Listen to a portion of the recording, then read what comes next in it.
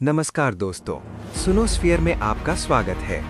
आज हम बात करने जा रहे हैं एक ऐसे विषय की जो आपकी आर्थिक किस्मत बदल सकता है, स्मार्ट खर्च प्रबंधन। चाहे आप अपनी पहली तनख्वाह पा रहे हों या एक बढ़ते हुए व्यवसाय को संभाल रहे हों, अगले 10 मिनट में आप जो सिद्धांत सीखेंगे वो आपकी वित्तीय महाशक्ति बन जाएंगे।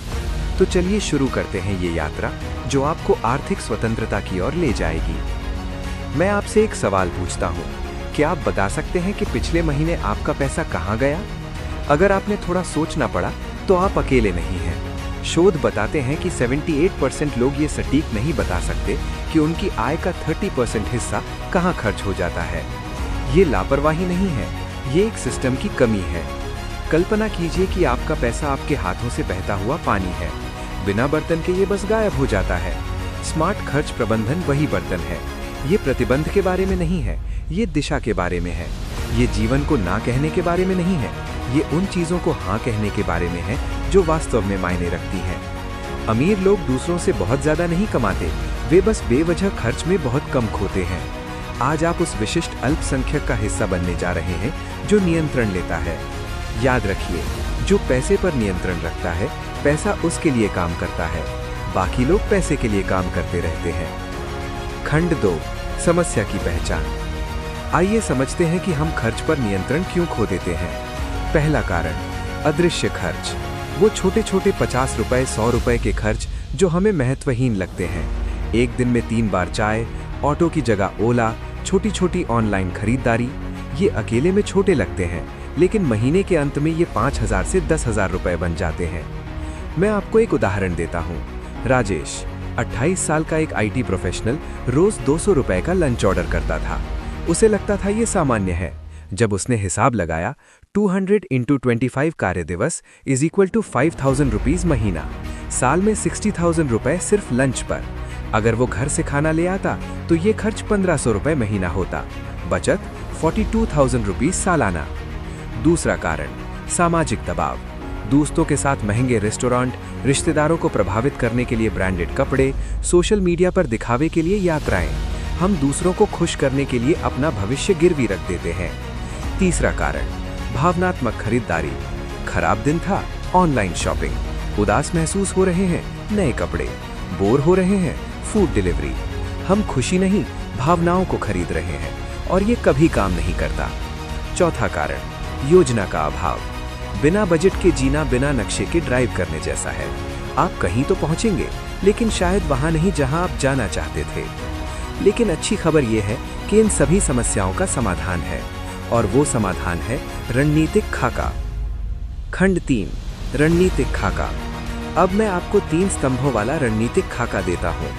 पहला स्तंभ, सचेत खर्च ढांचा। 50-30-20 नियम से शुरू करें, लेकिन इसे बुद्धिमानी से लागू करें। 50% जरूरतों पर, आपका किराया, बिजली बिल, किराना। लेकिन यहाँ ट्विस्ट है, इस 50% के भीतर पहचाने कि क्या बातचीत योग्य है। वो मोबाइल प्लान, वो बीमा पॉलिसी। कई लोग 20-40% ज्यादा भुगतान करते हैं सिर्फ इसलिए क्योंकि उन्होंने कभी डिफॉल्ट पर सवाल नहीं उठाया। एक उदाहरण, प्रिया ने अपने ब्रॉडबैंड बिल पर गौर किया। वो 1,200 रुपीज महीना दे रही थी। एक फोन कॉल में उसने 799 रुपीज का बेहतर प्लान पा लिया। बचत 400 रुपीज महीना, यानी 4,800 रुपीज सालाना, सिर्फ 10 मिनट की मेहनत से। 30% इच्छाओं पर, मनोरंजन, बाहर खाना, शौक। यहाँ ज्यादातर लोग नियंत्रण खो देते हैं। रहस्य, 48 आवर्स का नियम। 2,000 रुपए से ऊपर की किसी भी गैर जरूरी खरीदारी से पहले 48 घंटे प्रतीक्षा करें। आप हैरान होंगे कि समय मिलने पर कितनी इच्छाएं वाष्पित हो जाती हैं। मैं खुद इस नियम का पालन करता हूँ। पिछले महीने मुझे एक स्मार्ट वॉच खरीदनी थी 15,000 रुपीज की। मैंने 48 घंटे इंतजार किया। 2 दिन बाद मुझे एहसास हुआ मुझे वास्तव में इसकी जरूरत नहीं है। मेरा फोन वही सब करता है। बचाए गए 15,000 रुपीज निवेश में लगे। 20% बचत और कर्ज चुकाने पर। ये वैकल्पिक नहीं है, ये गैर बातचीत योग्य है। पहले खुद को भुगतान करें, किसी और को 1 रुपया मिलने से पहले। दूसरा स्तंभ, ट्रैकिंग क्रांति। आप जो मापते नहीं उसे प्रबंधित नहीं कर सकते, लेकिन जटिल स्प्रेडशीट भूल जाइए जिन्हें आप 1 हफ्ते में छोड़ देंगे। कैटेगरी 5 विधि का उपयोग करें। हर खर्च सिर्फ 5 श्रेणियों में आता है। जीवन यापन, रहना, खाना, यात्रा, विकास, शिक्षा, किताबें, स्किल्स।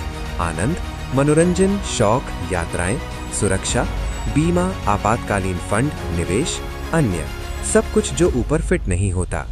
30 डेज तक रोज ट्रैक करें। ये स्नैपशॉट उन पैटर्न्स को प्रकट करता है जिन्हें आप कभी नहीं जानते थे। मैंने लोगों को ये खोजते देखा है कि वे डिलीवरी चार्ज पर खाने से ज़्यादा खर्च करते हैं। दूसरों को 3 स्ट्रीमिंग सब्सक्रिप्शन मिले जो वे भूल गए थे। सिर्फ अवेयरनेस से बेकार खर्च 25% कट जाता है। तीसरा स्तंभ, स्वचालन का लाभ। आपकी इच्छा शक्ति सीमित है, स्वचालन असीमित है। जिस दिन आपकी तनख्वाह आती है उसी दिन स्वचालित ट्रांसफर सेट करें।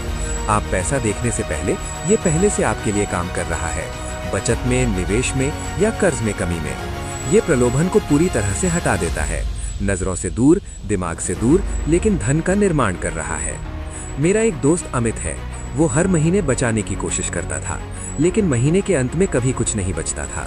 फिर उसने स्वचालन किया। तनख्वाह के दिन 5000 रुपीज सीधे म्यूचुअल फंड में। 6 मंथ्स में उसके पास 30,000 रुपीज जमा हो गए। उसे छूने की भी कोशिश नहीं करनी पड़ी। खंड 4, मानसिकता परिवर्तन। अब बात करते हैं अदृश्य दुश्मन की, जीवन शैली मुद्रास्फीति। जैसे जैसे आपकी आय बढ़ती है, आपके खर्च को इसके साथ दौड़ नहीं लगानी चाहिए। यहीं पर रणनीतिक खर्च प्रबंधन वास्तव में शक्तिशाली बन जाता है। अपग्रेड नियम अपनाएं। हर आय वृद्धि के लिए अपनी जीवन शैली को केवल उस राशि के आधे से अपग्रेड करें। 20% की बढ़ोतरी मिली, अपने खर्च को 20% बढ़ाएं और बाकी बचाएं। ये संतुलित दृष्टिकोण आपको सफलता का आनंद लेने देता है, जबकि आपका भविष्य सुरक्षित करता है। एक केस स्टडी। विक्रम को प्रमोशन मिला और सैलरी 50,000 से 70,000 हो गई। उसने तुरंत एक बड़ा फ्लैट, नई कार और महंगी जीवन शैली अपना ली। 2 साल बाद फिर से 70,000 की तनख्वाह पर जी रहा है, लेकिन अब कर्ज में है। दूसरी ओर नेहा को भी वही बढ़ोतरी मिली। उसने अपने खर्च 10,000 बढ़ाए, थोड़ा बेहतर फ्लैट, कभी कभी बाहर खाना और 10,000 रुपीज निवेश करना शुरू किया। 3 इयर्स में उसके पास 4 लाख रुपीज का इन्वेस्टमेंट पोर्टफोलियो है। मूल्यवादी खर्च का अभ्यास करें। अपने आप से पूछें, क्या ये खर्च मेरे मूल्यों और गच्छों के अनुरूप है? 500 रुपए की एक किताब जो आपके करियर की दिशा बदल देती है, उसका मूल्य अनंत है। 5,000 रुपीज की एक आवेगपूर्ण खरीदारी जो अप्रयुक्त पड़ी है, उसका मूल्य 0 है। कीमत और मूल्य एक नहीं है। मैं आपको एक व्यक्तिगत उदाहरण देता हूँ। मैं हर साल 50,000 रुपीज किताबों और कोर्सेज पर खर्च करता हूँ। लोग कहते हैं ये बहुत ज्यादा है, लेकिन इसी ज्ञान ने मेरी आय में 3 गुना वृद्धि की। ROI अमूल्य। खर्च बंडलिंग का लाभ उपयोग करें। कई छोटी खरीदारियों के बजाय बड़े और अधिक महत्वपूर्ण अनुभवों के लिए बजट बनाएं। एक वार्षिक यात्रा जो यादें बनाती है, 50 भूलने योग्य कॉफी शॉप विजिट्स को मात देती है। यहाँ एक शक्तिशाली रीफ्रेम है।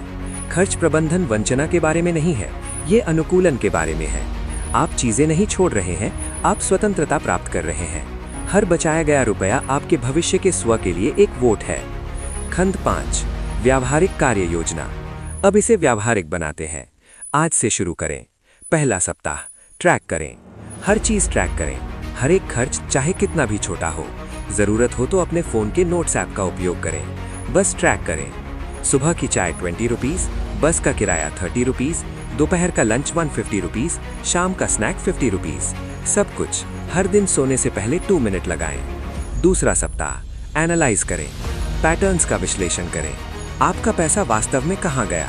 आपको क्या आश्चर्यचकित किया? आपको क्या शर्मिंदा किया? श्रेणियों में विभाजित करें, जोड़ें, प्रतिशत निकालें।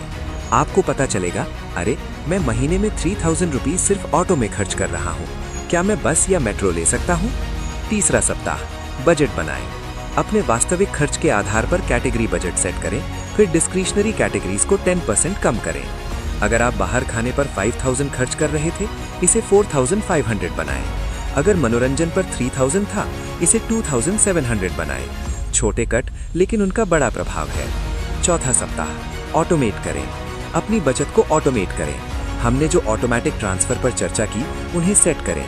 अगर आप 40,000 रुपीज महीना कमाते हैं, 8,000 यानी 20% ऑटोमेटिक सेविंग्स या इन्वेस्टमेंट में, 20,000 यानी 50% जरूरतों के लिए, 12,000 यानी 30% इच्छाओं के लिए। 1 महीने बाद आपके पास स्पष्टता, नियंत्रण और अपने पैसे के साथ आत्मविश्वास होगा। 6 मंथ्स बाद आप सोचेंगे कि आप इस सिस्टम के बिना कैसे रहते थे। खंड 6, उन्नत रणनीतियाँ। जैसे जैसे आप इस यात्रा में आगे बढ़ते हैं, कुछ उन्नत रणनीतियाँ।